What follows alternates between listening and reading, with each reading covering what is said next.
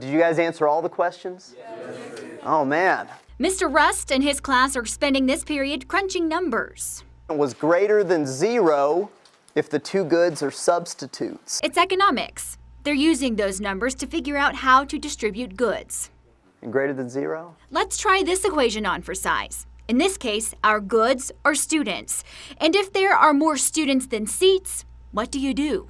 We have a few who they sit in chairs, and one who kind of sits in the teacher chair. They pull it around so then they can work with another student. They kind of share a desktop. It's a daily classroom equation for Owen Rust. So one is correct. Figure out where to put every student. Question number 2, they're kind of jammed in there. How many students are in this class, you ask? This year takes the cake with 48. Oh, and it's only second period. Rust juggles at least 30 students for every class period. First 2 classes are economics, second and third period, and then 4th, 5th, and 6th are government.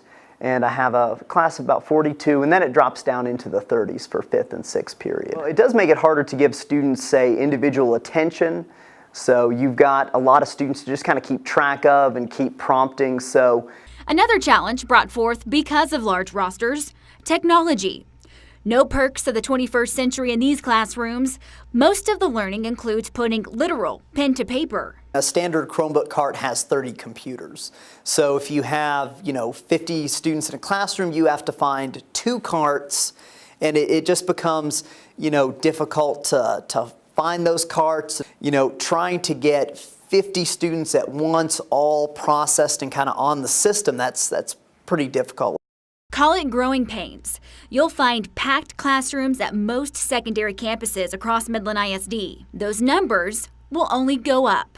By 2028, 6,800 students are expected to be enrolled at Lee and Midland High. That's 39.5% growth in facilities that are already over capacity.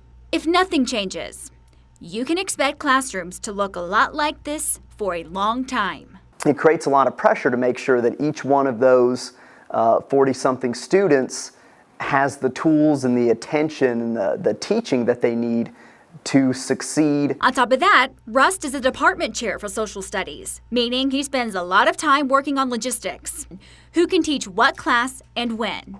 With more students and strained resources, he has found his department is limited on what classes they can offer. That's kind of a challenge when for example, for AP Economics, we could only offer a 2nd, 3rd, and 4th. Just a certain number of seats.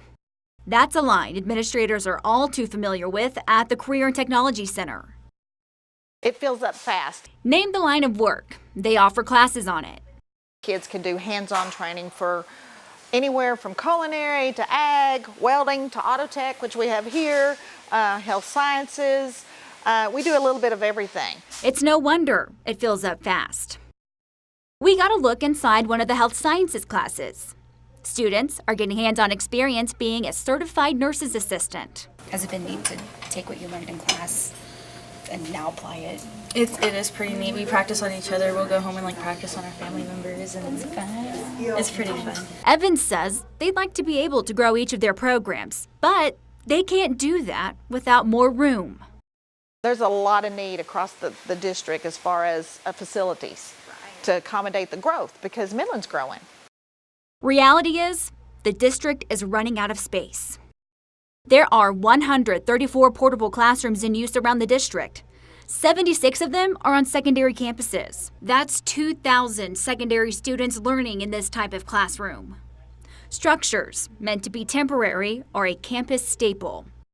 If the bond package does not pass, you can expect to see more of these type of classrooms district-wide.